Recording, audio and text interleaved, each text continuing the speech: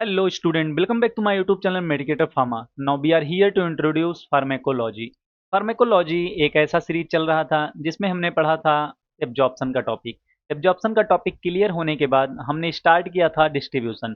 तो एक बार फार्मेकोलॉजी में हमने क्या क्या पढ़ा है उसको आज रिकैप कर लेते हैं, उसके बाद हम चलते हैं वॉल्यूम ऑफ ड्रग डिस्ट्रीब्यूशन पे। हमने पढ़ा फार्मेकोलॉजी। फार्मेकोलॉजी क्या होती है? स्टडी ऑफ ड्रग फार्मेकोलॉजी कहलाती है। नंबर सेकंड हमने पढ़ा कि फार्मेकोलॉजी का दो डिवीजन था। नंबर फर्स्ट था फार्मेकोकाइनेटिक्स एंड नंबर सेकंड था फार्मेकोडायनेमिक्स। फार्मेकोकाइनेटिक्स की अगर हम बात करें, इसमें चार स्टेप थे। कौन कौन सा? A, D, M and E. A for absorption, D for distribution, M for metabolism और इसको बायो ट्रांसफॉर्मेशन भी कहते हैं। और उसके बाद एक्सक्रीशन का टॉपिक था। अगर हम एब्जॉर्प्शन की बात करें, एब्जॉर्प्शन किसे कहते हैं, जैसा कि हमने फर्स्ट लेक्चर में ही देखा था एब्जॉर्प्शन को। तो एब्जॉर्प्शन क्या होता है? साइट ऑफ एडमिनिस्ट्रेशन से ड्रग का ब्लड स्ट्रीम में मूवमेंट एब्जॉर्प्शन कहलाता है। एब्जॉर्प्शन किस तरीके से होता है? सेल मेम्ब्रेन को ड्रग फर्स्ट टाइम जब क्रॉस करती है तो वही हमारा एब्जॉर्प्शन होता है। सेल मेम्ब्रेन को क्रॉस करने का कौन कौन सा जरिया था, इसकी बात हमने किया था कि ट्रांसपोर्ट ऑफ ड्रग। तो उसमें हमने बात किया था पैसिव डिफ्यूजन का। पैसिव डिफ्यूजन क्या था? जिसमें एनर्जी नहीं लगती थी और हाई से लो कंसंट्रेशन की तरफ ड्रग मूव करती थी। इसी तरीके से हमारा फैसिलिटेटेड था। उसके बाद हमारा एक्टिव ट्रांसपोर्ट था और लास्ट में था एंडोसाइटोसिस। उसके बाद हमने पढ़ा था फैक्टर अफेक्टिंग एब्जॉर्प्शन। इसकी इसमें जब सॉल्युबिलिटी की बात हुई थी, आयनाइजेशन की बात हुई थी, पीएच और पीके की बात हुई थी, इन सारी चीज़ों की बात फैक्टर अफेक्टिंग ऑफ एब्जॉर्प्शन में हुआ था। ठीक है ना? ड्रग के एब्जॉर्प्शन को कौन कौन से फैक्टर अफेक्ट करते हैं इसकी बात हो गई थी। उसके बाद हमने अपना अगला स्टेप पढ़ा डिस्ट्रीब्यूशन का। डिस्ट्रीब्यूशन में हमने पढ़ा ड्रग डिस्ट्रीब्यूशन। ड्रग डिस्ट्रीब्यूशन का हमने जो डिफिनीशन पढ़ा वो पढ़ा कि ब्लड स्ट्रीम से ड्रग का टिश्यू या साइट ऑफ एक्शन पर मूवमेंट क्या कहलाता है? ड्रग डिस्ट्रीब्यूशन कहलाता है। आज हम पढ़ने वाले हैं volume of drug distribution. Volume of drug distribution क्या होता है, इसकी इंपॉर्टेंस क्या है, और इसी के साथ में हम इसको factor affecting volume of drug distribution इसकी भी बात आज करने वाले हैं। आज का जो टॉपिक होने वाला है वो इस तरीके से होने वाला है कि इसको आप कभी भूलेंगे नहीं, क्योंकि ये टॉपिक आपको एग्जाम्पल के हिसाब से दिया जाएगा। सारी चीज़ें आपको विजुलाइज कराई जाएंगी। तो देर ना करते हुए हम अपने लेक्चर को स्टार्ट करते हैं। फार्माकोकाइनेटिक्स का ड्रग डिस्ट्रीब्यूशन, उसमें का एक टॉपिक है वॉल्यूम ऑफ ड्रग डिस्ट्रीब्यूशन।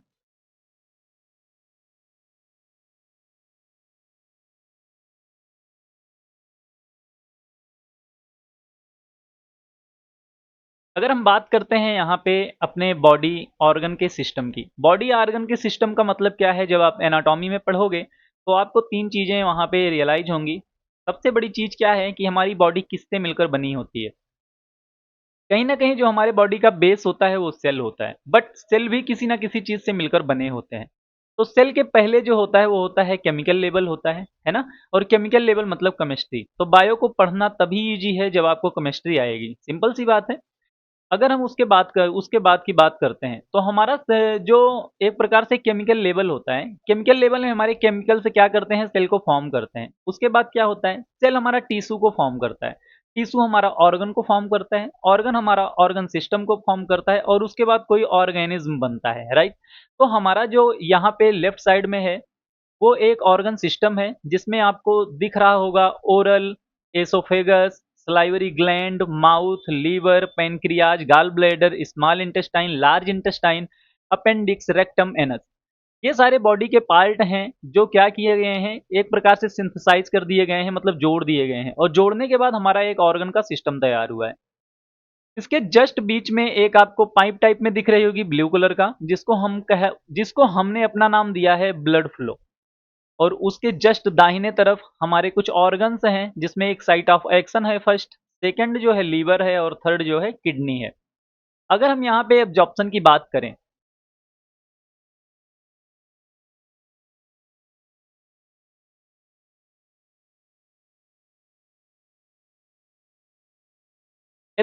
बात करें, तो हमारा अगर ओरल रूट से हमने कोई ड्रग लिया था तो स्मॉल इंटेस्टाइन से या स्टमक से, ये क्या है, स्टमक है, और ये क्या है, स्मॉल इंटेस्टाइन है। यहाँ से कोई ड्रग एब्जॉर्ब होती है और एब्जॉर्प्शन के बाद वो कहाँ पहुँचती है, ब्लड स्ट्रीम में पहुँचती है। और ये हमारा क्या है, ये हमारा ब्लड स्ट्रीम का एक बीन है या आर्टरी है, राइट। यहाँ के बाद अब यहाँ पे एक क्वेश्चन उठता है, सर यहाँ पे अगर सेल मेम्ब्रेन को क्रॉस किया, अगर यहाँ पे सेल मेम्ब्रेन को कोई ड्रग क्रॉस कर रही है और वो ब्लड स्ट्रीम में जा रही है, तो अगेन इस ब्लड स्ट्रीम से भी सेल मेम्ब्रेन को क्रॉस करके साइट ऑफ एक्शन पे जा रही है ड्रग। तो सर यहाँ पे एब्जॉर्प्शन क्यों नहीं हुआ, यहाँ पे डिस्ट्रीब्यूशन क्यों हुआ? देखो, चीजों को इस तरीके से समझो। अगर साइट ऑफ एक्शन के बाद, साइट ऑफ एक्शन के तुरंत बाद अगर सेल मेम्ब्रेन को पहली बार ड्रग क्रॉस करेगी, तो हमारा एब्जॉर्प्शन होगा। क्यों? हमारा जो एक प्रकार से डिफिनीशन है वो क्या है कि पहली बार साइट ऑफ एडमिनिस्ट्रेशन से ब्लड स्ट्रीम तक पहुंचने में ड्रग जिस सेल मेम्ब्रेन को क्रॉस करती है वो उसका एब्जॉर्प्शन होता है, right? But second definition distribution का ये है कि ब्लड फ्लो में ड्रग का पहुंचने के बाद जब वो किसी टिश्यू या साइट ऑफ एक्शन या कहीं और जाती है, ब्लड स्ट्रीम में पहुंचने के बाद ड्रग कहाँ जाएगी? मान लो ब्रेन में चली गई, किडनी में चली गई, लीवर में चली गई, साइट ऑफ एक्शन पे चली गई, मसल्स में चली गई, फैट में चली गई, ड्रग कहीं भी जा रही है, तो वो हमारा क्या होगा? डिस्ट्रीब्यूशन होगा। फर्स्ट पॉइंट याद रखना, साइट ऑफ एडमिनिस्ट्रेशन से ब्लड स्ट्रीम तक जाना है तो ड्रग क्या कहलाएगी? एब्जॉर्प्शन, क्योंकि वो फर्स्ट टाइम सेल मेम्ब्रेन को क्रॉस कर रही है।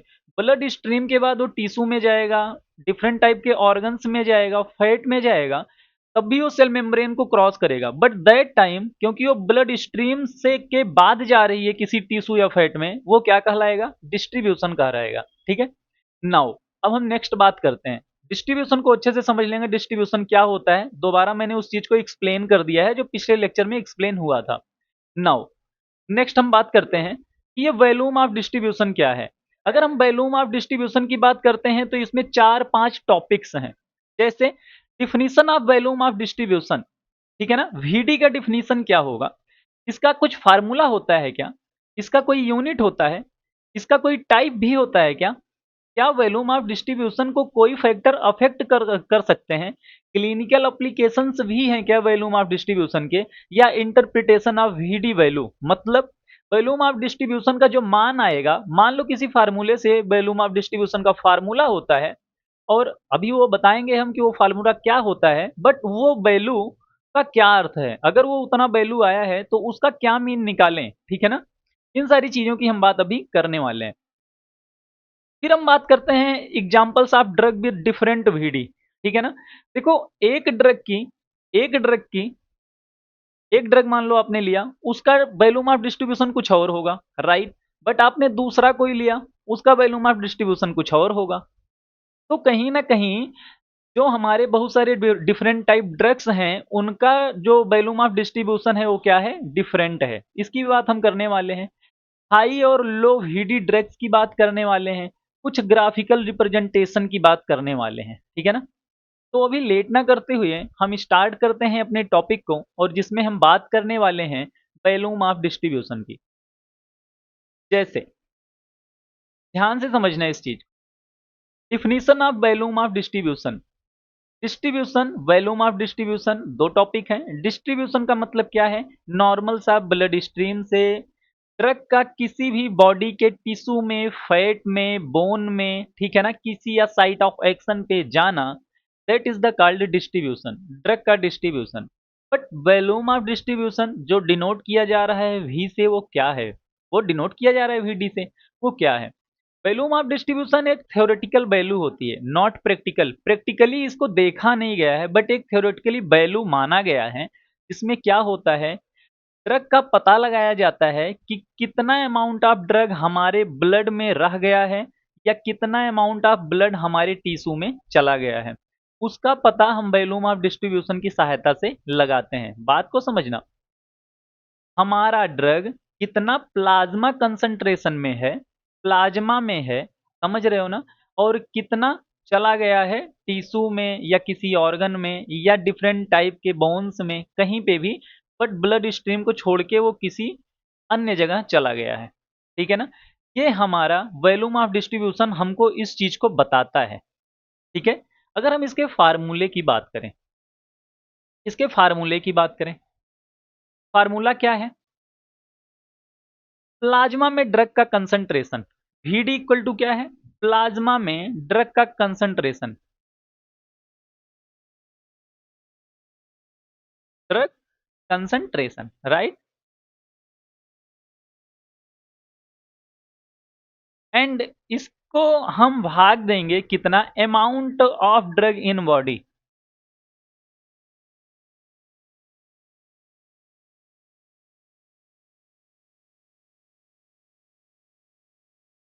ठीक है, मतलब क्या हो गया इसका, इसका मतलब क्या हो गया, ध्यान से समझना।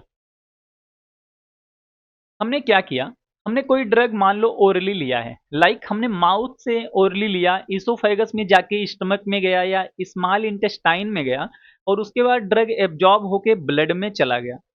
जब हमारा ड्रग ब्लड में जाता है, वहां पे क्या होता है, वहां पे कुछ घटनाएं घटित होती हैं। चलो पहले वो घटनाएं देख लेते हैं कि वो घटित क्या क्या होती हैं। वहां पे बहुत सारी चीजें घटित होती हैं।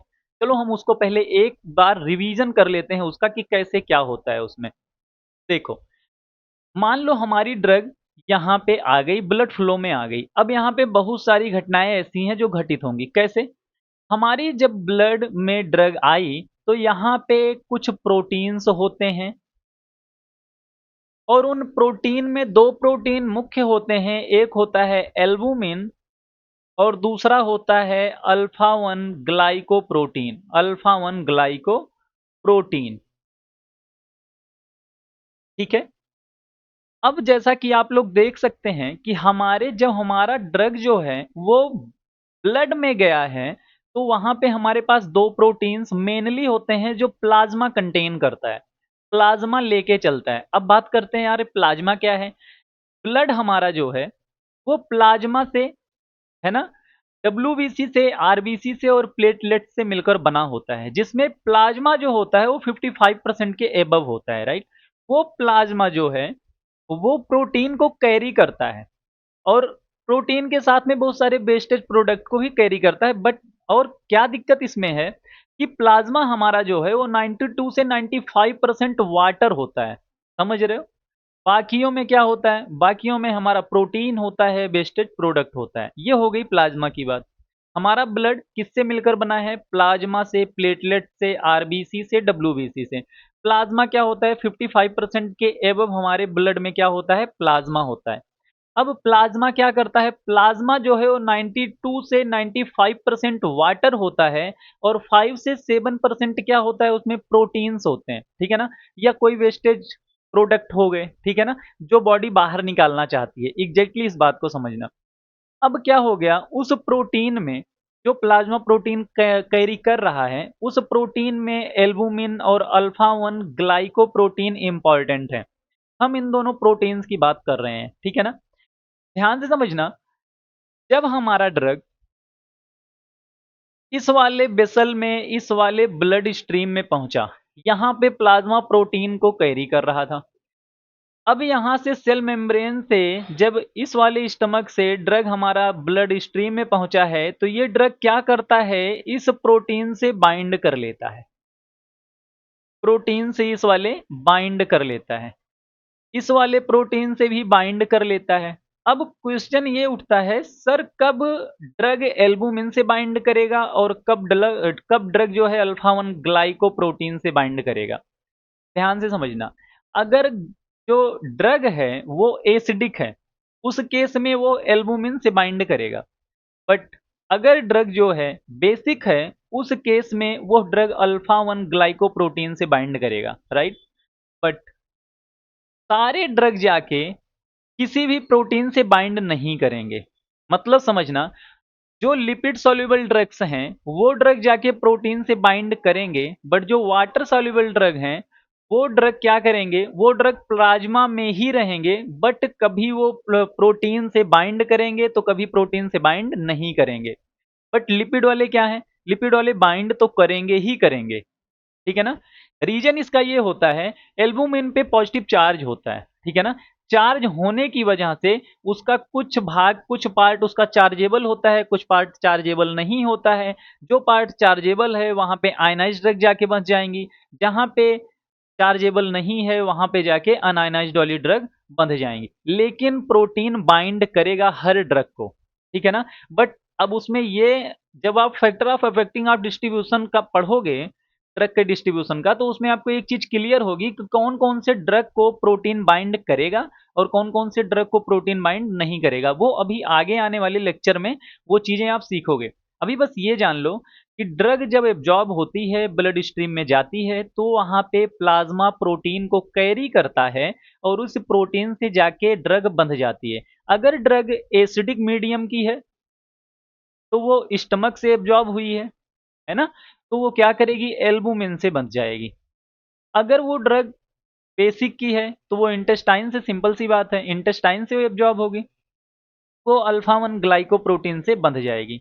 बट मान लो 70% ड्रग हमारा ब्लड स्ट्रीम में पहुंचा है, जो हमारे ड्रग की बायो अवेलेबिलिटी है वो कितनी है, 70% है। 70% में से 40% ड्रग ही, समझना, 40% ड्रग ही हमारी क्या होंगी, प्रोटीन से बाइंड करेंगी। 30% ड्रग क्या करेंगी, 30% ड्रग फ्रीली मूव करेंगी। बात को समझना, हमारी जब ड्रग 70%, मान लो ड्रग आई, मान लो हमने 100% इंटेक किया, 100% इंटेक किया, उसका मेटाबॉलिज्म हुआ, 17% ड्रग कहाँ पहुंचा, ब्लड स्ट्रीम में पहुंचा, इससे ज्यादा नहीं पहुंचा, ठीक है ना। 70% में क्या हुआ कि हमारा 40% ड्रग जो है वो प्रोटीन से बाइंड हो गया, बट 30% ड्रग क्या हुआ, फ्रीली मूव कर रहा है। याद रखना, जो ड्रग प्रोटीन से बाइंड करेगा उसको प्रोटीन क्या कर देगा, इनएक्टिव कर देगा, मतलब वो किसी काम लायक नहीं है, ठीक है ना। लेकिन जो ड्रग फ्री मूव कर रही है, जो ड्रग फ्री जो है इधर उधर घूम रही है ब्लड फ्लो में, वो क्या करेगी, वही ड्रग एक्टिव होगी और वही ड्रग डिस्ट्रीब्यूट होगी। मतलब नहीं समझे, मतलब ये प्रोटीन से बंधी हुई ड्रग ना ही डिस्ट्रीब्यूट होगी और ना ही एक्टिव होगी। दो चीजें, प्रोटीन से बंधी ड्रग ना ही डिस्ट्रीब्यूट होगी और ना ही एक्टिव होगी। बट फ्री जो ड्रग मूव कर रही है, जो प्रोटीन से बंधी नहीं है, जितना अमाउंट ऑफ ड्रग प्रोटीन से नहीं बंधा है, वो ड्रग तो एक्टिव होगी ही होगी, उसके बाद वो ड्रग डिस्ट्रीब्यूट होगी, ठीक है। तो ये दो चीजें दिमाग में अपने रख लेना, डिस्ट्रीब्यूशन में एक्टिव ड्रग फ्रीली मूव करेंगी और वो ही डिस्ट्रीब्यूट होंगी, प्रोटीन बाइंडिंग वाली ड्रग ना एक्टिव होगी और ना ही वो डिस्ट्रीब्यूट होगी। दो चीजें क्लियर हो गई। तीसरी बात करते हैं वॉल्यूम ऑफ डिस्ट्रीब्यूशन की, है ना, यही बात कर रहे थे। उसका जो फार्मूला था उसकी बात हम कर लेते हैं। वॉल्यूम ऑफ डिस्ट्रीब्यूशन का जो फार्मूला था वो था कि प्लाज्मा ड्रग कंसंट्रेशन। अब यहां पे बात को समझना, जितनी ड्रग प्रोटीन से बाइंड होंगी वही उसका प्लाज्मा प्लाज्मा ड्रग कंसंट्रेशन होगा। क्यों, क्योंकि बाकी जो ड्रग हैं वो तो टिश्यू में मूव कर गई, क्योंकि वो एक्टिव थी और फ्री थी। समझ रहे हो इस बात को, इसका मतलब क्या हो गया, इसका मतलब ये हो गया कि हमारी जो ड्रग फ्री थी वो तो टिश्यू में चली गई, मतलब वही डिस्ट्रीब्यूट होंगी। जो हमारा प्रोटीन से बाइंड है वही हमारा प्लाज्मा में कंसंट्रेशन को दर्शाएगा। एग्जैक्टली अब आप ये कहोगे, मान लो सर वो डिस्ट्रीब्यूट ही हो रही हो, फ्री ड्रग डिस्ट्रीब्यूट ही हो रही हूँ, उसी में आपने क्या किया, ब्लड का सैंपल लिया और उसका कंसंट्रेशन देख लिया। बिल्कुल सही। अगर इस तरीके से काम होता है, अगर मान लो कुछ ड्रग प्रोटीन से बाइंड होती हैं और कुछ ड्रग प्रोटीन से बाइंड नहीं होती हैं, फ्रीली मूव कर रही होती हैं, और उसी वक्त हमने ब्लड का सैंपल लिया और प्लाज्मा में उस ड्रग का कंसंट्रेशन देख लिया, तो उस कंसंट्रेशन को जितना हमने इनटेक किया है, इनटेक हमने कितना किया था, 100% किया था ना, मेटाबोलाइज होकर 70% ब्लड में पहुंचा है उससे मतलब नहीं है, प्लाज्मा में ड्रग का कंसंट्रेशन कितना है, क्या देखो डिस्ट्रीब्यूशन के बाद ही होगा वो, है ना, क्योंकि डिस्ट्रीब्यूट वाले तो डिस्ट्रीब्यूट होते हुए चले जाएंगे, बट प्लाज्मा में अभी एग्जैक्टली उसका कितना बचा हुआ है, बचा कैसे है, बचा इसलिए है क्योंकि वो प्रोटीन से बाइंड किया हुआ है, ठीक है ना। तो प्लाज्मा में कितना ड्रग का कंसंट्रेशन है, प्लाज्मा में कितना ड्रग है, और उसको भाग देंगे किससे, जितना हमने इनटेक किया है, वो चाहे ओरली हो, सबलैंगुअल हो, ठीक है ना, सबक्यूटेनियस हो, आईवी हो, आईएम हो, किसी भी रूट से हो, हमने जितना ड्रग लिया है और जितना ड्रग प्लाज्मा कंसंट्रेशन में है, उस ड्रग का जो डिवीजन होगा, जो भाग होगा, वो हमारा वॉल्यूम ऑफ डिस्ट्रीब्यूशन को डिनोट करेगा। समझ में आ गया बात। वॉल्यूम ऑफ डिस्ट्रीब्यूशन क्या है, हमको ये बताता है कि हमारी कितनी ड्रग प्लाज्मा में है और कितनी ड्रग हमारी टिश्यू में डिस्ट्रीब्यूट हो गई है। अभी बता रहा हूं इस चीज को कि कैसे हम जानेंगे, ठीक है ना। अभी बस ये फार्मूला याद रखो दिमाग में कि प्लाज्मा ड्रग कंसंट्रेशन को amount of drug in body से भाग देना है। प्लाज्मा ड्रग कंसंट्रेशन कैसे निकालेंगे? क्योंकि हमारी ड्रग प्रोटीन से जाके बाइंड करती हैं। जब हम ब्लड सैंपल को लेंगे उसमें ड्रग का कंसंट्रेशन हम निकाल लेंगे। निकालने के बाद हमने जितना ड्रग और ली या कैसे जिस जिस भी रूट से दिया है, जितना ड्रग दिया है जितनी मात्रा में, उस ड्रग से हम भाग देंगे। जितना आएगा वो हमारा वैल्यूम ऑफ डिस्ट्रीब्यूशन का वैल्यू होगा। ठीक है ना? अब उस वैल्यू से हम पता लगाएंगे कि हमारे हमारे जो बॉडी में जो ड्रग है वो कितना है और कितना टिश्यू में डिस्ट्रीब्यूट हो चुका है। मतलब हमारे प्लाज्मा में कितना ड्रग बचा है और कितना ड्रग हमारा डिस्ट्रीब्यूट हो चुका है। आओ देखते हैं हम आगे। हम बात करते हैं type of volume of distribution. ठीक है? अब देखो यहाँ पे दो चीजें यहाँ पे और आपको मिल रही हैं। पहला ये, इसका यूनिट क्या होगा? इसको हम लीटर में भी करते हैं और लीटर पर किलोग्राम में भी इसका यूनिट होता है। तो कंफ्यूज मत होना, अगर क्वेश्चन आता है तो लीटर में होगा तो लीटर में मार्क कर देना, अगर लीटर पर किलोग्राम में होगा मार्क कर देना, अगर दोनों होगा तो नीचे तो दिया ही गया होगा कि above both, both of above, उस पे भी टिक कर देना। ठीक है ना? अब ध्यान से समझो, type of volume of distribution हम उसको VD से डिनोट कर रहे हैं। The type of VD depend on how widely a drug distribute into body compartment. Type of VD, type of VD मतलब वॉल्यूम ऑफ डिस्ट्रीब्यूशन का type हमको ये बताता है कि ड्रग बॉडी के कंपार्टमेंट में कितना डिस्ट्रीब्यूट हुई है। अब बताओ बॉडी का कंपार्टमेंट क्या होता है? बॉडी का कंपार्टमेंट क्या है? बॉडी का कंपार्टमेंट पहला है प्लाज्मा, दूसरा है इंटरस्टिशियल फ्लूइड, तीसरा है टिश्यू, इंट्रासेलुलर फ्लूइड। ये भी एक कंपार्टमेंट है। अब कहोगे इंटरस्टिशियल फ्लूइड क्या है? तो भाई ये सारी चीजें एनाटॉमी में पढ़ोगे, बट अभी मैं बता दूं, दो सेल के बीच में, दो सेल के बीच में जो हमारा जो हमारा फ्लूइड होता है, दो सेल के बीच में, ना कि सेल के अंदर, दो सेल के बीच में जो हमारा फ्लूइड होता है उसको कहते हैं इंटरस्टेशियल फ्लूइड। ठीक है ना? टिश्यू की बात करेंगे, टिश्यू पे फिर एनाटॉमी में जाओगे, कितने चार प्रकार के टिश्यू होते हैं, कौन कौन सा? एपिथेलियल, नर्वस, कनेक्टिव, मसल, तो ये मस्कुलर जिसको कहते हैं, ये सारे टिश्यूज हो गए। तो यार प्लाज्मा की बात अभी हमने कर ही ली। तो ये सारे कंपार्टमेंट हैं जहां पर ड्रग जाएगी। तो VD का जो टाइप है वो ये बताएगा कि इन सारे कंपार्टमेंट में ड्रग कितना डिस्ट्रीब्यूट हुआ है। ठीक है ना? और इसको हम एक्सप्रेस किससे करेंगे? यूनिट जैसा आप स्लाइड में देख सकते हैं, लीटर में और लीटर पर किलोग्राम में। अब हम बात करते हैं इसके टाइप की। Low volume of distribution. अब बताओ लो वॉल्यूम ऑफ डिस्ट्रीब्यूशन का क्या मतलब है? दिमाग से सोचना, उसके बाद बताना। लो वॉल्यूम ऑफ डिस्ट्रीब्यूशन का मतलब ये है कि हमारा डिस्ट्रीब्यूशन ज़्यादा हुआ ही नहीं है। हमारा डिस्ट्रीब्यूशन ज़्यादा हुआ ही नहीं है, दैट मीन्स हमारा ड्रग प्लाज्मा में ही पड़ा हुआ है। इसका मतलब ड्रग की जो बाइंडिंग एफिनिटी है, ड्रग की प्रोटीन के साथ में जो एफिनिटी है बाइंडिंग की, वो बहुत ज़्यादा है। समझ रहे हो? तो हम हमारे लिए इसके लिए एक वैल्यू है। वैल्यू क्या है जरा देखना। Low volume of distribution is less than 0.1 litre per KG. हमारा जो वैल्यू आना चाहिए वो कितना आना चाहिए? 0.1 L पर केजी से नीचे अगर वैल्यूम ऑफ डिस्ट्रीब्यूशन आ रहा है, दैट मीन्स, एक बार मैं इसको यहाँ पे डिनोट कर देता हूँ, VD की वैल्यू अगर हमारी 0.1 लीटर पर केजी से नीचे आ रही है, दैट मीन्स हमारा जो वैल्यूम ऑफ डिस्ट्रीब्यूशन है वो बहुत लो है।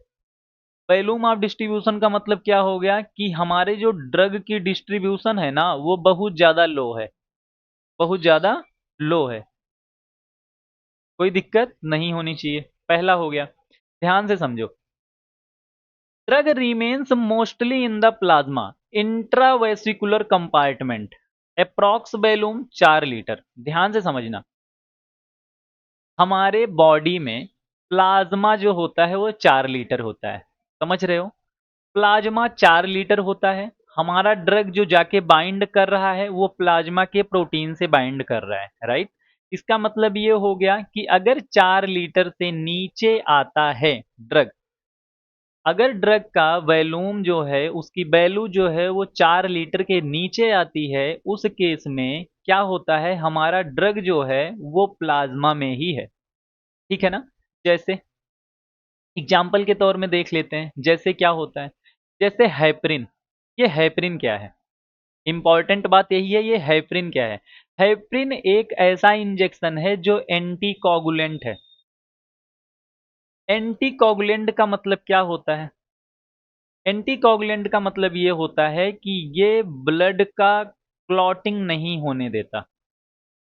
ब्लड की क्लॉटिंग कैसे नहीं होने देगा, इसमें जो है एंटी थ्रोम्बिन थर्ड, ठीक है ना।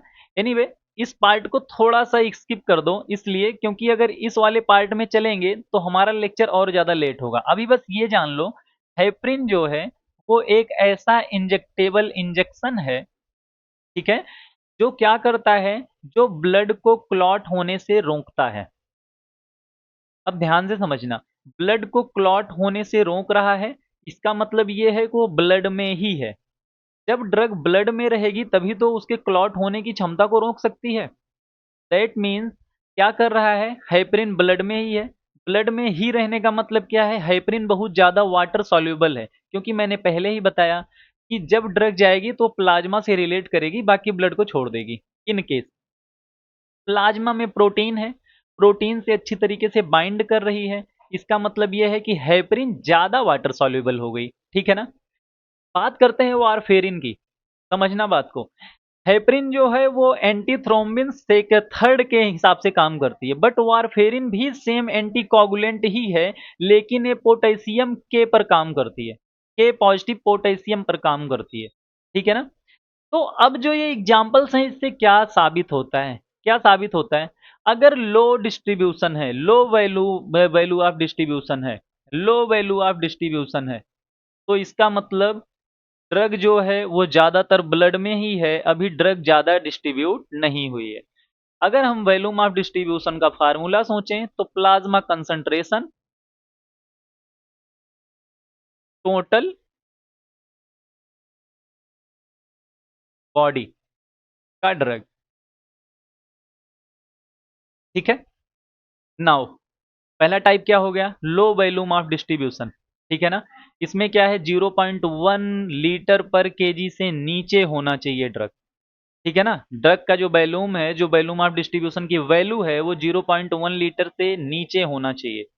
तो इस केस में हम कहेंगे लो वैल्यूम ऑफ डिस्ट्रीब्यूशन।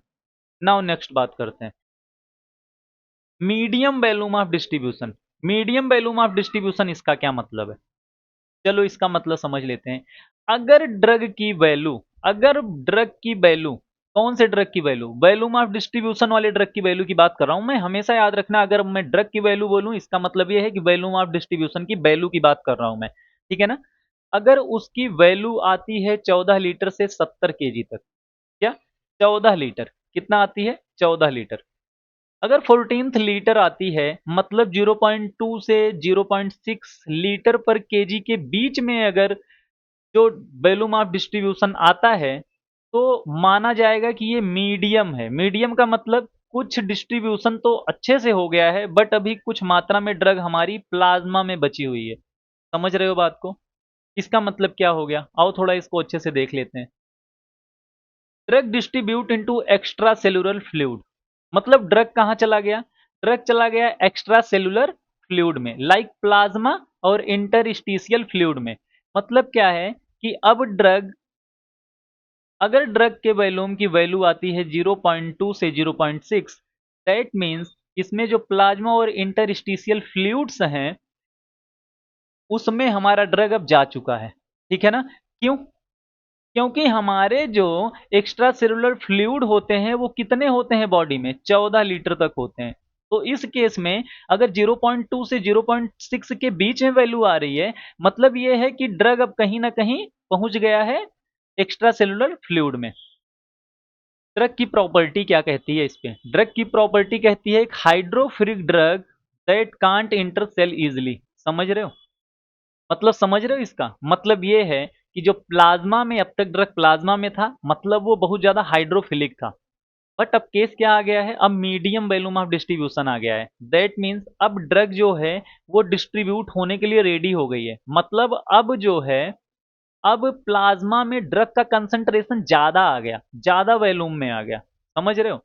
मतलब अगर 1 लीटर प्लाज्मा में 2 mg ड्रग था, समझना, अब 1 लीटर नहीं, अब 3 लीटर प्लाज्मा में 2 लीटर 2 mg ड्रग है। मतलब समझ रहे हो? पहले कंसंट्रेशन कैसे था कि 2 लीटर प्लाज्मा में कितना, 2 mg मान लो ड्रग है, 2 लीटर प्लाज्मा में 2 mg ड्रग है, मतलब 1 लीटर प्लाज्मा में एक mg ड्रग है। अब इस केस में ध्यान से समझो, अगर 1 लीटर प्लाज्मा में 1 mg ड्रग है, और मैं कहूं कि मान लो 3 लीटर प्लाज्मा में 1 mg ड्रग है, इसका मतलब क्या हो गया, जब 1 लीटर प्लाज्मा में 1 mg ड्रग की बात किया हूं, मतलब पूरे प्लाज्मा में भी ड्रग ही ड्रग भरा हुआ है। बट अगर मैंने कहा 3 लीटर प्लाज्मा में 1 mg ड्रग है, मतलब ड्रग जो है वो तो कम हो गई ना प्लाज्मा में, प्लाज्मा से ड्रग निकल गई, तो प्लाज्मा से ड्रग निकल के कहाँ जाएगी, डिस्ट्रीब्यूट ही होगी। तो इसीलिए मैं कह रहा था कि अगर प्लाज्मा की वैल्यू, अगर यहाँ पे VD की वैल्यू कम आती है, VD की वैल्यू कम आती है, मतलब 0.1 से नीचे आती है या 0.1 आती है, इस केस में ड्रग का जो कंसंट्रेशन है वो प्लाज्मा में ज्यादा है। बट अगर यही VD की वैल्यू ज्यादा आ गई, तो VD की वैल्यू ज्यादा आ गई, इसका मतलब क्या है, प्लाज्मा में ड्रग का कंसंट्रेशन कम हो गया, है ना? प्लाज्मा में ड्रग का कंसंट्रेशन कम हो गया, और अगर प्लाज्मा में ड्रग का कंसंट्रेशन कम हुआ, इसका मतलब क्या हुआ, ड्रग भाग गई, डिस्ट्रीब्यूट हो गई। तो वही चीज यहां पे कहा जा रहा है कि drug distribute into extra cellular fluid, plasma and interstitial fluid. Approx value क्या होती है, अप्रॉक्सीमेट प्लाज्मा की वैल्यू क्या होता है, 14 लीटर होता है ना? आगे हम बात करते हैं लाइक एमिनोग्लाइकोसाइड्स। अब बताओ भैया, एग्जाम्पल में आ रहा है एमाइनोग्लाइकोसाइड्स, दैट इज जेंटामाइसिन। उसके बाद आ रहा है मैनिटॉल। एमाइनोग्लाइकोसाइड क्या होते हैं, एमिनोग्लाइकोसाइड क्या होते हैं, फार्माकोग्नोसी में जब आप चलोगे तो एमिनोग्लाइकोसाइड के बारे में पढ़ोगे। क्या होते हैं, एमिकासिन, जेंटामाइसिन, ये सब एंटीबायोटिक्स हैं, ठीक है ना? ये क्या होते हैं, इनकी एफिनिटी ज्यादा होती है टिश्यूज में, ठीक है ना? अभी तो बस इतना जान लो कि एमाइनोग्लाइकोसाइड्स जो होते हैं वो एक प्रकार के एंटीबायोटिक्स हैं इस केस में, ठीक है ना? अभी इसको हम और ज्यादा एक्सप्लेन करेंगे जब हम फार्माकोग्नोसी स्टार्ट करेंगे तब, ठीक है ना? चलो हम नेक्स्ट बात करते हैं। अब हम बात करते हैं हाई वैल्यूम ऑफ डिस्ट्रीब्यूशन, मतलब वैल्यूम, जो वैल्यूम ऑफ डिस्ट्रीब्यूशन है वो बहुत ज्यादा हाई है। अगर हाई रहेगा, उस केस में क्या होगा, जो हमारा ड्रग का वैल्यूम रहेगा वो 0.7 पर केजी से ज्यादा रहेगा। क्या हाई वैल्यूम ऑफ डिस्ट्रीब्यूशन की वैल्यू कितनी रहेगी, 0.7 लीटर पर केजी से ज्यादा रहेगी। समझना, drug extensively distribute into total body water and tissue. समझ रहे हो? Like brain, muscle, fat, intracellular. क्यों ऐसा कह रहा हूँ, टोटल बॉडी वाटर क्यों कह रहा हूँ, क्योंकि देखो यार, प्लाज्मा तो 92% ब्लड का कैरी करता है, समझ रहे हो? ब्लड में जो प्लाज्मा है वो 92% वाटर उसमें होता है, लेकिन अगर पूरे बॉडी की बात करें तो भाई साहब 42 से 45 लीटर पानी हमारे बॉडी में होता है। 40 माना जाता है बट 42 से 45 होता है, ठीक है? इस केस में मैं बात कर रहा हूं कि ब्रेन में भी है वाटर, किडनी में भी वाटर है, मसल्स में भी वाटर है। तो इन सारी चीजों में वाटर है ना, तो मैं टोटल वाटर की अब बात कर रहा हूँ, ठीक है ना? तो टोटल वाटर और टिश्यू में अब ड्रग डिस्ट्रीब्यूट हो चुकी है। तो कब हम ये पता कर पाएंगे, जब volume of distribution 0.7 litre per KG से ज्यादा होगा। तो उस केस में हम कहेंगे कि ड्रग पूरी तरीके से डिस्ट्रीब्यूट हो गई है टिश्यूज में, ठीक है ना, बोन्स में, ब्रेन में, ठीक है, अलग अलग बॉडी ऑर्गन्स में डिस्ट्रीब्यूट हो गई है, ठीक है ना? जैसे देखो, एग्जाम्पल के तौर पे बताएं, क्लोरोक्वीन। क्लोरोक्वीन क्या है, कोई बता सकता है क्लोरोक्वीन क्या है? चलो, क्लोरोक्वीन क्या होता है, एक एंटी मलेरियल ड्रग है, ठीक है ना? इसका जो हाई वैल्यूम ऑफ डिस्ट्रीब्यूशन है वो 100 लीटर पर केजी से ज्यादा है। डाइजेपाम क्या है, एक ये सेडेटिव्स है, ठीक है ना? सेडेटिव्स है। कौन सा सेडेटिव्स है, इसकी ही बात हम करने वाले हैं, ठीक है ना? उसके बाद डिजॉक्सिन। डिजॉक्सिन क्या है, हर्ट टिश्यू से जाके बाइंड करता है, जब हर्ट जो है एबनॉर्मली बिहेव करने लगता है। तो ये सारी चीज़ें ऐसी हैं जिनकी एफिनिटी ज़्यादा होती है टिश्यूज़ से, ना कि प्लाज़्मा के प्रोटीन से, समझ रहे हो? तो हाई वॉल्यूम ऑफ डिस्ट्रीब्यूशन, इसकी वैल्यू अगर 0.7 लीटर पर केजी से ज़्यादा है, तो उसे कहेंगे कि अब ड्रग का डिस्ट्रीब्यूशन ज़्यादा वाइडली है, ठीक है ना? तो इससे एक चीज़ हम समझ लेंगे, वो क्या समझ लेंगे कि हमारी जो ड्रग है, जो हम ड्रग इनटेक कर रहे हैं, वो प्लाज़्मा में है या ड्रग बॉडी के डिफरेंट पार्ट में, डिफरेंट ऑर्गन्स में क्या हो गई है, डिस्ट्रीब्यूट हो गई है, ठीक है ना? अब हम आगे बात करते हैं, समरी की बात कर लेते हैं। देखो समरी, अगर मान लो लो वॉल्यूम ऑफ डिस्ट्रीब्यूशन है तो क्या होगा? लो वॉल्यूम ऑफ डिस्ट्रीब्यूशन है तो रेंज क्या होगी? 0.1 लीटर पर केजी से कम होगी। तो कहाँ रहेगा ड्रग? ड्रग का लोकेशन केवल प्लाज्मा में रहेगा। जैसे हेपरिन वारफेरिन, इसकी बात हो गई हमारी। अगर मीडियम है तो 0.2 से 0.6 लीटर पर केजी, ठीक है ना? अब हमारा जो ड्रग है वो कहाँ पे चला गया? हमारा ड्रग डिस्ट्रीब्यूट हो गया कहाँ पे? एक्स्ट्रा सेलुलर फ्लूइड तक हमारा ड्रग चला गया, जैसे एमाइनो ग्लाइकोसाइड्स और मैनिटॉल। उसके बाद अगर हाई वैल्यूम डिस्ट्रीब्यूशन की बात करें, अगर 0.7 से ज़्यादा वैल्यू आती है, तो उस केस में हमारा जो ड्रग है वो डिस्ट्रीब्यूट हो जाता है टोटल बॉडी वाटर में और डीप टिश्यूज में, ठीक है ना? जैसे डिजॉक्सिन हो गया, डाइजेपाम हो गया, क्लोरोक्विन हो गया। तो इन सारी चीज़ों का हमारा एक समरी टेबल ये है, जिससे हम ये पता लगा सकते हैं कि हमारा ड्रग जो है वो कितना प्लाज्मा में है और कितना प्लाज्मा के बाहर सारे ऑर्गन्स में डिस्ट्रीब्यूट हो चुका है, ठीक है? नाउ अब हम बात करते हैं फैक्टर अफेक्टिंग, ठीक है ना? बहुत सारे फैक्टर्स हैं ना जो अफेक्ट करते हैं हमारे डिस्ट्रीब्यूशन को। अब इसको अच्छे से समझना, तब समझ जाओगे सारी चीज़ों को। हमारे जो हमारा ड्रग था वो जब ब्लड में चला गया था, ब्लड में जाने के बाद अगर हमारे ड्रग का नेचर हाई लिपिड सॉल्युबिलिटी वाला है, मतलब वो लिपिड में जल्दी सॉल्युबल हो जा रहा है, तो उस केस में ड्रग इजीली क्रॉस कर देगी किसको? सेल मेम्ब्रेन को। और जितना जल्दी सेल मेम्ब्रेन को क्रॉस करेगी उतना जल्दी इंटर करेगी फैट में, ब्रेन में, अदर टिश्यूज में। क्यों? लिपिड सॉल्युबल क्यों?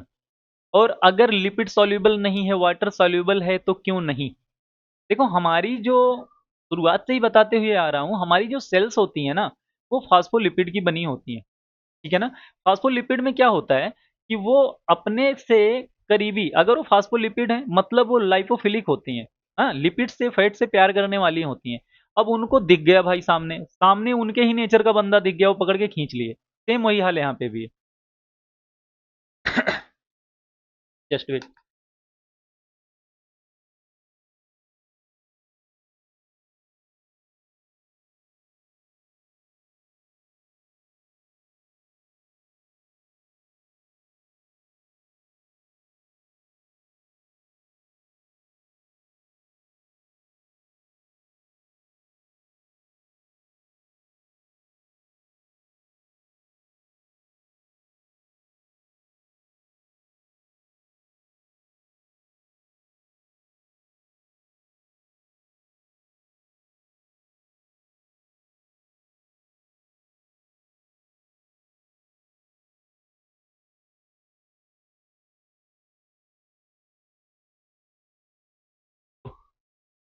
हाँ जी।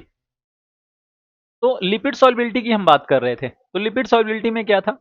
हाई लिपिड सॉल्युबल होगा तो ड्रग इजीली क्रॉस कर देगा सेल मेम्ब्रेन को। अगर सेल मेम्ब्रेन को इजीली क्रॉस किया तो वो ब्रेन में, अदर टिश्यू में बहुत तेजी से जाएगा। तो अगर बहुत तेजी से जाएगा, इसका मतलब समझ रहे हो ना, जो वैल्यूम ऑफ डिस्ट्रीब्यूशन होगा वो बहुत हाई होगा। अगर वैल्यूम ऑफ डिस्ट्रीब्यूशन होगा वो बहुत हाई होगा, इसका मतलब वैल्यू ऑफ डिस्ट्रीब्यूशन की जो वैल्यू होगी वो कितनी होगी? वो 0.7 लीटर पर केजी से ज्यादा होगी, ठीक है ना? फिर हम बात करते हैं, अगर लोअर लिपिड सॉल्युबल है, इस केस में क्या होगा? लोअर लिपिड सॉल्युबल है तो ड्रग कहाँ रहेगा? प्लाज्मा में ही रहेगा। प्लाज्मा में ही क्यों रहेगा? क्योंकि वो ड्रग ज्यादा एफिनिटी के साथ में प्रोटीन से बाइंड हो जाएगा, और उसके साथ में सेल उसको एक्सेप्ट ही नहीं करेगी। जब सेल उसको एक्सेप्ट नहीं करेगी तो वो उसी प्लाज्मा में घूमता रहेगा, घूमता रहेगा, घूमता रहेगा। कुछ ऐसे होंगे, कुछ ड्रग ऐसे होंगे जो क्या करेंगे, जिन जो एनर्जी के साथ में एक्टिव, उनका क्या होता है, एक्टिव ट्रांसपोर्ट हो जाता है, तो वो क्या करते हैं, वो अंदर चले जाते हैं। बट सम केसेस, ठीक है ना। तो इस कंडीशन में क्या होगा, अगर लोअर लिपिड सॉल्युबल है इसका मतलब ड्रग प्लाज्मा में ही क्या रहेगी, स्टे रहेगी। जैसे पहले ही बता दिया, lipophilic drugs like diazepam chloroquine, ठीक है। ये तो एग्जाम्पल थे डाइजेपाम और उसके क्लोरोक्विन के। अगर लोअर लिपिड सॉल्युबिलिटी है तो ड्रग प्लाज्मा में ही रहेगी, ठीक है ना। और अगर लिपोफिलिक है तो जैसे डाइजेपाम क्लोरोक्विन, ये हाई वैल्यूम ऑफ डिस्ट्रीब्यूशन क्यों रखते हैं, क्योंकि ये जो है ज्यादा हाइयर लिपिड सॉल्युबल होते हैं।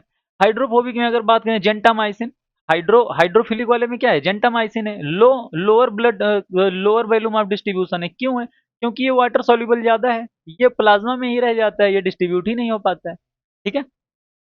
फिर नेक्स्ट बात करते हैं प्लाज्मा प्रोटीन बाइंडिंग। अभी अभी जस्ट मैंने पहले ही इसकी बात कर दी है, क्या है ये बताना।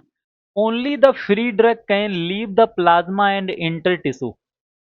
जब एब्जॉर्प्शन के बाद ड्रग ब्लड वेसल्स में आई, ब्लड फ्लो में आई, वहां से वो प्रोटीन में बाइंड की। पहले ही बता दिया, अगर प्रोटीन में ड्रग बाइंड करेगी वो इनएक्टिव हो जाएगी और उसके साथ में वो क्या करेगी, वो डिस्ट्रीब्यूट नहीं हो पाएगी। तो उसके साथ में जो फ्री ड्रग्स हैं उस अमाउंट में कुछ ड्रग बाइंड होती है, कुछ अमाउंट ऑफ ड्रग बाइंड होगी प्रोटीन से, कुछ अमाउंट ऑफ ड्रग प्रोटीन से बाइंड नहीं होगी। तो जो ड्रग प्रोटीन से बाइंड हो रही हैं वो ड्रग डिस्ट्रीब्यूट नहीं होंगी, बट दो जो ड्रग डिस्ट्रीब्यूट नहीं हो रही है मतलब वो प्रोटीन से बाइंड है, तो उनका वर्क क्या है, उनका वर्क है इक्विलिब्रियम को बनाए रखना, मतलब टॉक्सिसिटी ना हो जाए। अगर सारे ड्रग को फ्री कर दिया जाए तो सारा ड्रग इकट्ठा क्या होगा, टिश्यू में जाके स्टोर हो जाएगा, टिश्यू में डिस्ट्रीब्यूट हो जाएगा, और अगर ड्रग की मात्रा ज्यादा हो जाएगी तो क्या होगा, टॉक्सिसिटी फैल जाएगा। तो इस कंडीशन में हमारी बॉडी एक काम ये करती है, प्रोटीन बाइंडिंग का सबसे बड़ा इंपॉर्टेंस यही है, टॉक्सिसिटी को बनाए, मतलब टॉक्सिसिटी को क्रिएट नहीं होने देता। क्यों, क्योंकि वो प्रोटीन क्या करता है, ड्रग को कैप्चर किया, बांधा, और बांध के बोला भाई साहब तुम अब इनएक्टिव फॉर्म में रहोगे, अब तुमको एक्टिव में तब तक नहीं करूंगा जब तक फ्री ड्रग जो है वो बाहर निकल नहीं जाएंगे, ठीक है ना, जब तक वो डिस्ट्रीब्यूट नहीं हो जाएंगे, जब तक वो अपना काम नहीं कर लेंगे। तो इस तरीके से क्या हो गया, इस तरीके से हो गया कि प्रोटीन बाइंडिंग का सबसे बड़ा काम ये हो गया, ठीक है ना। देखो जो हाई प्रोटीन बाइंडिंग है एल्बुमिन से वो क्या करेगी, more drug retain in plasma. अगर प्रोटीन की बाइंडिंग ज्यादा है, किसी ड्रग की एफिनिटी इतनी ज्यादा है कि वो प्रोटीन से बहुत ज्यादा बाइंड कर रही है, उस केस में उसका वैल्यूम ऑफ डिस्ट्रीब्यूशन कम होगा। अगर लो प्रोटीन बाइंडिंग है तो उसका वैल्यूम ऑफ डिस्ट्रीब्यूशन ज्यादा होगा, बता दिया। लाइक वारफेरिन, वारफेरिन का जो प्रोटीन बाइंडिंग एफिनिटी है ना वो 98% है, और एल्बुमिन ये क्या करती है, एल्बुमिन से बाइंड होती है, इसलिए इसका जो वैल्यूम ऑफ ड्रग डिस्ट्रीब्यूशन है ये कम होता है।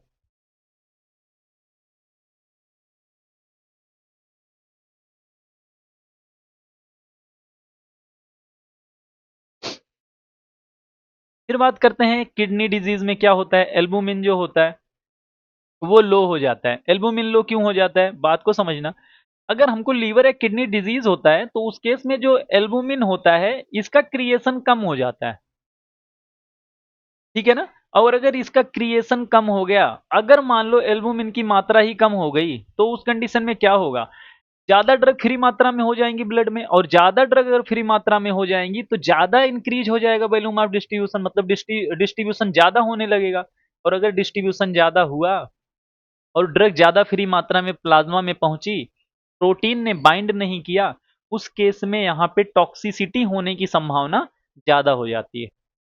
फिर बात करते हैं टिश्यू बाइंडिंग। देखो कुछ ऐसे भी ड्रग होते हैं जो क्या करते हैं, टिश्यू वाले प्रोटीन या रिसेप्टर से जाके स्ट्रांगली बाइंड हो जाते हैं। अगर इस केस में टिश्यू वाले प्रोटीन या रिसेप्टर से जाके बाइंड हो गए तो टिश्यू क्या कर लेगा, उनको अपने घर में ही रख लेगा कि भाई साहब अब तुम इधर ही रहो, वो उनको धीरे धीरे रिलीज करेगा। तो उस कंडीशन में क्या हो गया, उनका वॉल्यूम ऑफ डिस्ट्रीब्यूशन ज्यादा हो गया, है ना। कुछ ऐसे ड्रग हैं जो ड्रग हार्ट में या फैट में, बोन में या रेटिना में क्या होते हैं, बहुत तेजी से टारगेट करते हैं और वहां के टिश्यू में जाके स्टोर हो जाते हैं। जैसे डिजॉक्सिन, डिजॉक्सिन क्या करता है, कार्डियक टिश्यू को बाइंड करता है, जाके कार्डियक टिश्यू को क्या करेगा, बाइंड कर लेगा, जिससे क्या होगा, हाई वैल्यूम ऑफ डिस्ट्रीब्यूशन हो गया, मतलब वहां पे स्टोर हो गया डिजॉक्सिन।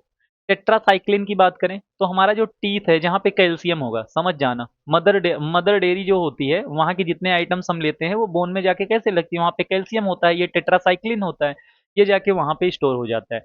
उस कंडीशन में क्या होगा, उस कंडीशन में टीसू ने उसे बाइंड कर लिया, इसका मतलब जो वॉल्यूम ऑफ डिस्ट्रीब्यूशन है वो ज्यादा हो गया, ठीक है। तो इस तरीके से अफेक्ट कर रहा है टिश्यू बाइंडिंग भी। फिर मॉलिक्यूलर साइज ऑफ ड्रग, जितना बड़ा मॉलिक्यूल उतना कम ड्रग डिस्ट्रीब्यूशन, समझ रहे हो, और जितना स्मॉल मॉलिक्यूल उतना ज्यादा ड्रग डिस्ट्रीब्यूशन। ये सारी चीजें जैसे एब्जॉर्प्शन में पढ़े थे वैसे सेम क्लियर ये भी है, क्योंकि यहाँ पे भी सेल मेम्ब्रेन को क्रॉस करना है। आयनाइजेशन एंड पीके की बात कर लेते हैं।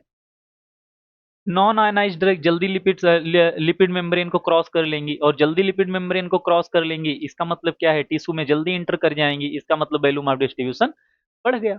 बट अगर इसी में जो है, जैसे मान लो इसी चीज में अगर वो क्या है, आयनाइज्ड है, आयनाइज्ड होने का मतलब वो लिपिड मेम्ब्रेन को एक्टिव ट्रांसपोर्ट के जरिए वहां पे जाएंगी, तो उनका डिस्ट्रीब्यूशन ऑटोमेटिक कम हो जाएगा। फिर हम नेक्स्ट बात करते हैं कैपिलरी परमेबिलिटी की बात करते हैं।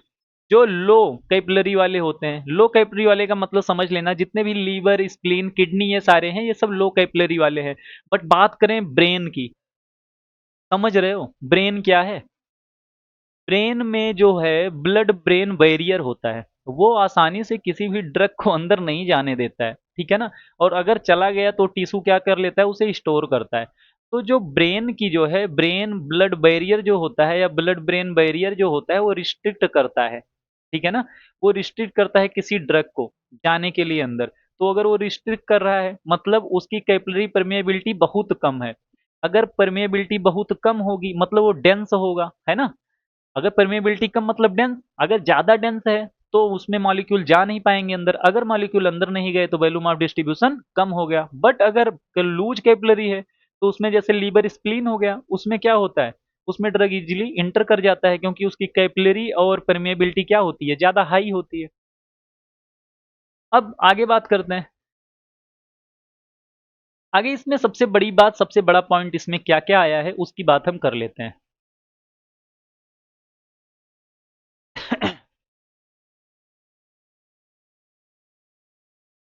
अगर हम इसकी बात करें तो वॉल्यूम ऑफ ड्रग डिस्ट्रीब्यूशन में हमने क्या क्या सीखा अभी। पहला हमने क्या सीखा, पहला सीखा कि वॉल्यूम ऑफ ड्रग डिस्ट्रीब्यूशन हम करते क्यों हैं, है ना। वॉल्यूम ऑफ ड्रग डिस्ट्रीब्यूशन क्या बताता है कि प्लाज्मा में ड्रग का कंसंट्रेशन कितना है, टिश्यू में ड्रग कितना चला गया है, इसकी जानकारी हमको क्या देता है, हमको वॉल्यूम ऑफ ड्रग डिस्ट्रीब्यूशन देता है। वॉल्यूम ऑफ ड्रग डिस्ट्रीब्यूशन का यूनिट जो होता है वो लीटर पर केजी होता है या लीटर होता है। सेकंड चीज हमने पढ़ा कि इसका फार्मूला, फार्मूला क्या होता है, plasma of concentration upon total body drug, ठीक है। इसके बाद हम गए, हमने वैल्यू की बात की जिसमें लो वैल्यूम ऑफ डिस्ट्रीब्यूशन तब होता है जब ड्रग 0.2 लीटर पर केजी से नीचे वैल्यू देती है, ठीक है ना। इसके बाद मीडियम की बात की है, 0.2 से एल 0.2 लीटर पर केजी से 0.6 लीटर पर केजी तक है अगर वैल्यूम ऑफ डिस्ट्रीब्यूशन की वैल्यू, तो वो मीडियम है, मीडियम डिस्ट्रीब्यूशन है, मतलब आधा हो रहा है आधा नहीं हो रहा है। उसके बाद फिर अगर बात करते हैं लास्ट वाला हाई वैल्यूम ऑफ डिस्ट्रीब्यूशन, इसका मतलब जो वैल्यूम ऑफ डिस्ट्रीब्यूशन की वैल्यू आनी चाहिए वो 0.7 लीटर पर केजी से ज्यादा आनी चाहिए, ठीक है। हमने इसकी बात की, फिर हमने फैक्टर अफेक्टिंग की बात की। फैक्टर अफेक्टिंग का मेन ये है कि जब हमारे एमसीक्यू आएंगे तो उसमें ये कंफ्यूजन ना रहे कि यार किस तरीके से ड्रग डिस्ट्रीब्यूट हो रही है। जैसे अगर उसमें आ गया इन केस, ऐसे एक एमसीक्यू बना के दे दिया गया आप लोगों को और उसमें ये कहा गया कि हमारा ड्रग डिस्ट्रीब्यूशन इंक्रीज्ड, और उसके बाद उसमें चार ऑप्शन लिख दिए, नॉन आयनाइज्ड ड्रग, ठीक है ना, ionised drug, lipid soluble drug, ठीक है, और उसके बाद वाटर सॉल्युबल ड्रग, हाँ, हाई परमेबिलिटी, लो परमेबिलिटी, ये सारे ऑप्शंस दे दिए। और उसमें से उसके बाद फिर उसमें जो है स्टेटमेंट के बाद जो उसमें आंसर दिया उसमें नीचे लिखा 1 2 रॉन्ग 3 2 रॉन्ग, इस तरीके से 1 2 राइट, इस तरीके से अगर दे दिया तो आपके दिमाग में रहना चाहिए कि ionised drug, water soluble drug, ये इनका ब्लड डिस्ट्रीब्यूशन जो वॉल्यूम ऑफ डिस्ट्रीब्यूशन होता है वो कम होता है, लिपिड सॉल्युबल ड्रग का जो वॉल्यूम ऑफ डिस्ट्रीब्यूशन होता है वो ज्यादा होता है, ठीक है ना। तो ये सारी चीजें इसीलिए फैक्टर ऑफ अफेक्टिंग को अच्छे से समझना जरूरी है। तो आज के लिए बस इतना ही। इसके बाद हमारा जो लेक्चर आने वाला है वो लेक्चर आने वाला है, टोटल कंबाइंड लेक्चर आने वाला है एब्जॉर्प्शन एंड डिस्ट्रीब्यूशन का, जो एक ही लेक्चर में आपके दोनों लेक्चर्स को कंप्लीट किया जाएगा। दैट मीन्स जितना हमने एब्जॉर्प्शन में पढ़ा उसका शॉर्ट व्यू, जितना हमने डिस्ट्रीब्यूशन में पढ़ा उसका शॉर्ट व्यू, और उसके साथ में डोजेस फॉर्म, उसके साथ में डोजेज फॉर्म। डोजेज फॉर्म का मतलब क्या है, लोडिंग डोज क्या होता है ना, फर्स्ट डोज क्या होता है, ठीक है, क्लार्क फार्मूला क्या है, यंग फार्मूला क्या है। बच्चों में जो ड्रग दी जाती है तो उसमें कहा जाता है 2 ml दे दो इनको, 2.5 ml दे दो इनको, वो कैसे निर्धारित किया जाता है उन सबका भी फार्मूला होता है। तो वो सारी चीजें हम आगे आने वाले लेक्चर्स में डिसाइड करेंगे अच्छे से कि हाँ इस तरीके से हम इसको दे सकते हैं, ठीक है। तो ऐसे ही हमारे साथ बने रहिए। इसके बाद वाला जो लेक्चर होने वाला है उसमें सारी चीजों को कंबाइंड करके आपको बताया जाएगा। तब तक के लिए चलते हैं, फिर मिलते हैं अगले लेक्चर में। धन्यवाद।